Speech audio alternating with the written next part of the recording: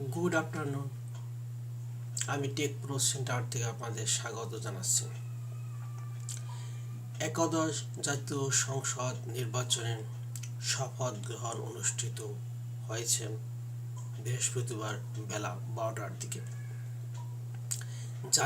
জাতীয় পার্টির চেয়ারম্যান সাবেক রাষ্ট্রপতি হোসেন মোহাম্মদ এরশাদ ছাড়া একাদশ জাতীয় সংসদ নির্বাচনে দলটি থেকে নির্বাচিত অন্য সংসদ সদস্যরা শপথ নিয়েছেন। দলীয় সূত্রে জানা গিয়েছে, সাবেক প্রেসিডেন্ট হোসেন মোহাম্মদ এরশাদ শারীরিকভাবে অসুস্থ থাকার কারণে তিনি শপথ গ্রহণ করেননি। তিনি এ ব্যাপারে লিখিত চিঠি দিয়েছেন জাতীয় সংসদের স্পিকার বরাবর। পরবর্তী যে কোনো এক সময় তিনি শপথ গ্রহণ করবেন বলে জানা গেছে। অন্যদিকে ঐক্যফ্রন্ট থেকে নির্বাচিত 7 জন সংসদ সদস্য তারা শপথ গ্রহণ বর্জন করেছেন। বাংলাদেশ আওয়ামী লীগ থেকে যারা নির্বাচিত হয়েছেন তারা সকলে শপথ গ্রহণ করেছেন। বগুড়া 7 আসন থেকে যিনি নির্বাচিত হয়েছেন স্বতন্ত্র প্রার্থী রেজাউল করিম বাবলু, তিনি শপথ গ্রহণ করেছেন। বৃহস্পতিবার বেলা 12:15টার দিকে সংসদ ভবনের শপথ কক্ষে তাদের শপথ বাক্য পাঠ করান জাতীয় সংসদের স্পিকার শিরীন শারমিন চৌধুরী। এ সময় শপথ নেন জাতীয় পার্টির কো চেয়ারম্যান বেগম রওশন এরশাদ, গোলাম মোহাম্মদ কাদের,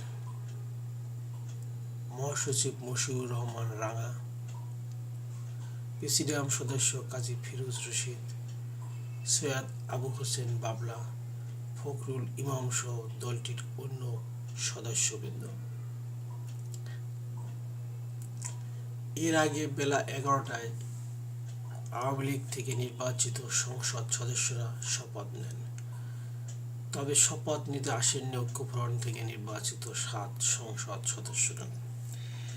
যা হোক, একাদশ সংসদ নির্বাচনের পর নির্বাচন নিয়ে যে প্রশ্ন উঠেছে, সংসদ সদস্য যারা নির্বাচিত হয়েছেন তারা শপথ গ্রহণের মধ্য দিয়ে তার বেশ কিছু অবসান হলো। কারণ গেজেট আকারে প্রকাশিত হওয়ার পরে শপথ গ্রহণ অনুষ্ঠিত হয়েছে। এরপর মহামান্য রাষ্ট্রপতি যে কোনো সময়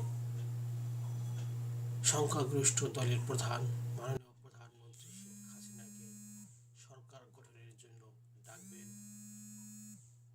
তারপর পরে নবগঠিত সরকারের পথ চলা শুরু হবে। যা হোক বন্ধুরা, সকল সংসদ সদস্যবৃন্দ, সকল দলের সংসদ সদস্য যারা নির্বাচিত হয়েছেন তারা শপথ গ্রহণ করবেন সবাই, এই প্রত্যাশা করি।